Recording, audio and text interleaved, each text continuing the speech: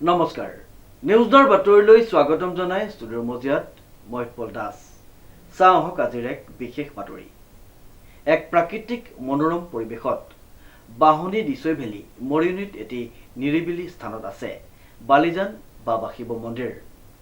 নানা ধৰণৰ আপুৰুগীয়া গছ-গছনি বিহগীৰ মাতে শুৱনি কৰিছে মন্দিৰভাগী এক প্ৰাকৃতিক মনোৰম পৰিৱেশত বাহনী দিছৈ ভেলী মৰিয়নিত এটি নিৰিবিলি স্থানত আছে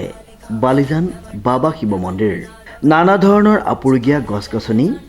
বিহগীৰ মতে শুৱনি কৰি তুলিছে মন্দিৰভাগীৰ চৌপাশ এই মন্দিৰভাগলৈ আহিবৰ বাবে যাতায়াতৰ বিশেষ অসুবিধা নাই মানে যোৰহাটৰ পৰা ৩৫-৪০ কিলোমিটাৰ আঁতৰত অৱস্থিত মন্দিৰলৈ তিতাবৰ ফালৰ পৰা আহিব পাৰি আৰু মৰিয়নিৰ ফালৰ পৰা আহিব পাৰি আমি তিতাবৰ পৰা আহিলে পায়ন বাগান পাৰ হৈ আহি বান্দৰ চলিহা অতিক্ৰম কৰি আহি আমি কিছু দূৰ আহিলে বালিজান শিৱ মন্দিৰটি পাম মৰিয়নিৰ পৰাও সেইধৰণে আহিব পাৰি আৰু নিজৰ গাড়ী লৈ অহাটো ইয়াত কোনো অসুবিধা নাই ইয়াতে গতিকে বৰ সুন্দৰ ঠাই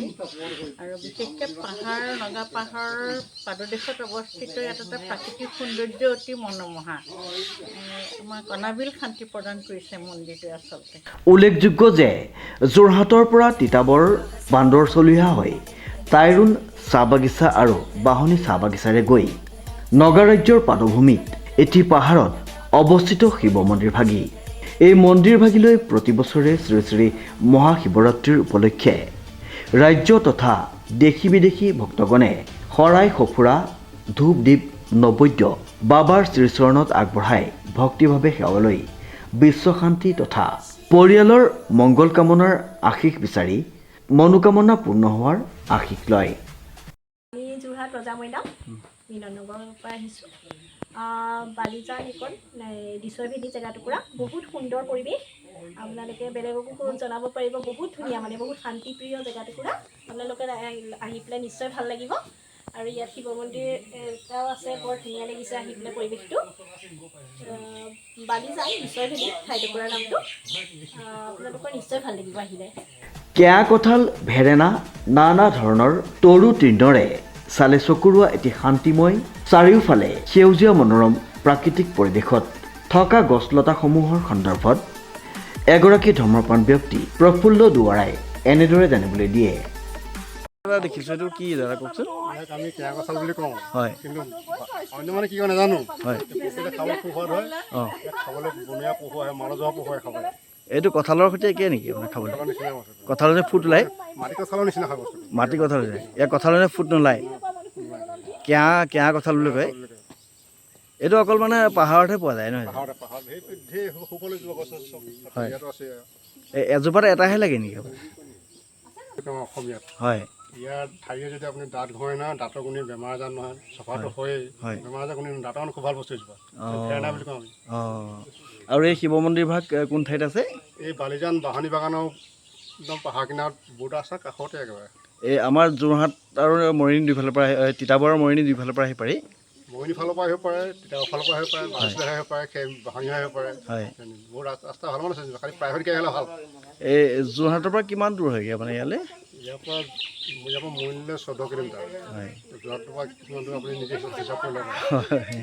যদিওবা মহাশিৱৰাত্ৰিত মন্দিৰভাগীত শ শ ভক্তৰ ভিৰ হয় যদিও বছৰৰ 12 মাহেই ভক্তগণ আহে মন্দিৰভাগীলৈ এই মন্দিৰভাগীলৈ তিতাবৰ অথবা মৰিয়নি হৈও ভক্তসকল আহিব পাৰে মন্দিৰভাগীৰ যি প্ৰাকৃতিক সৌন্দৰ্য তাক মন্দিৰভাগলৈ গ'লেহে অনুভৱ কৰিব পাৰিব গতিকে মনৰ এক অনাবিল শান্তি লাভ কৰিবলৈ হ'লে আপোনালোকো আহক এই মন্দিৰভাগলৈ আৰু আগবঢ়াওক শৰাই সঁফুৰা প্ৰাকৃতিক চালে চকুৰোৱা মনোমোহা মন্দিৰভাগ এফালে সেউজীয়া চাহ বাগিচা আনফালে পথাৰৰ বিনন্দীয়া ৰূপ যেনিয়েই চকু যায় তেনিয়েই সেউজীয়া সেউজীয়া আৰু সেউজীয়া বিলীন হৈ পৰিব দেৱাদিদেৱ মহাদেৱৰ ধ্যানত মুঠৰ ওপৰত মন্দিৰভাগলৈ আহিলে আপুনিও বিলীন হৈ পৰিব ভক্তিৰ ৰসত